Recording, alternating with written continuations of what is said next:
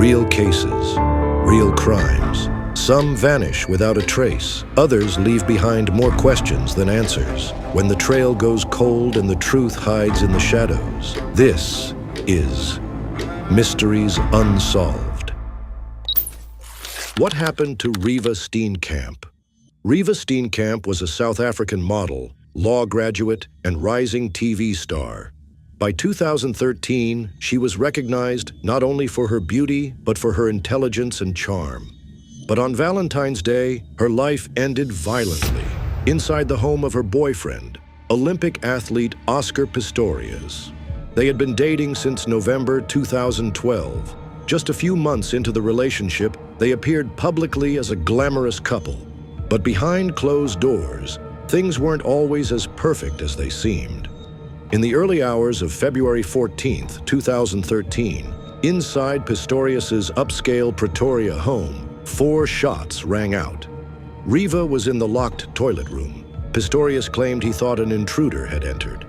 Fearing for their safety, he said he fired through the closed door, only to discover it was Reeva inside. But what really happened that night? Around 10 p.m. the night before, Reeva and Oscar were in their bedroom. She was doing yoga. He was watching TV, prosthetic legs off. By 3 a.m., Pistorius said he awoke and went to close the sliding doors. That's when he heard a noise from the bathroom. Believing it to be an intruder, he grabbed his firearm and fired 4 times through the locked door. 3 bullets struck Reeva, 1 to the head, 1 to the arm, and 1 to the hip. She died almost instantly. But neighbors reported hearing terrified, blood-curdling screams before the shots. Prosecutors believed Reeva had locked herself in the bathroom after an argument and was hiding. At trial, Pistorius insisted he acted in fear, believing Reeva was still in bed. But text messages read in court told a different story. Reeva once wrote, "I'm scared of you sometimes and how you snap at me." Do you think Pistorius knew she was in that bathroom when he pulled the trigger? Let us know in the comments. Physical evidence included hollow-point bullets designed to cause maximum injury and a bloody cricket bat Pistorius used to break the door after realizing what he'd done. The bullet trajectory matched his claim that he was not wearing his prosthetic legs. Still, the central question remained.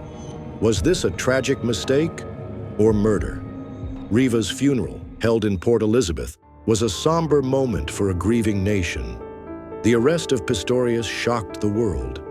Here was a celebrated Olympian, once hailed as a symbol of perseverance, now on trial for killing his girlfriend. The trial began in March 2014 and drew global media attention. Judge Thokozile Masipa presided. In September 2014, she found Pistorius not guilty of premeditated murder, but guilty of culpable homicide, comparable to manslaughter. He was sentenced to 5 years. Public reaction was swift. Women's advocacy groups called the sentence too lenient and feared it sent the wrong message. In December 2015, the Supreme Court of Appeal overturned the verdict. Pistorius was found guilty of murder under dolus eventualis, meaning he must have foreseen the risk of death but fired anyway. In July 2016, he was resentenced to 6 years. But prosecutors appealed again.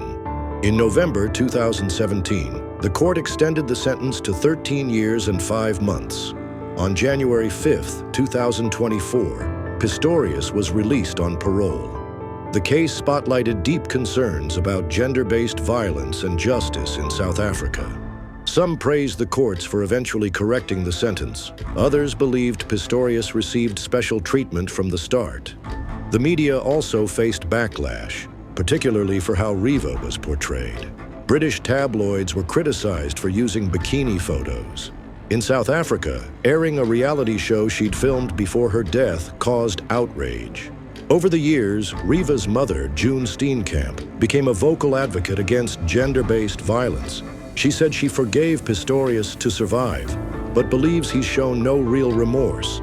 There were no other suspects. The issue was always intent. Pistorius claimed fear and a tragic mistake. Prosecutors said it was deliberate, the violent end of a toxic relationship. Despite court battles and media storms, one truth remains. A vibrant 29-year-old woman's life was taken. Her dreams of becoming a lawyer, her growing influence, and her chance at happiness, gone.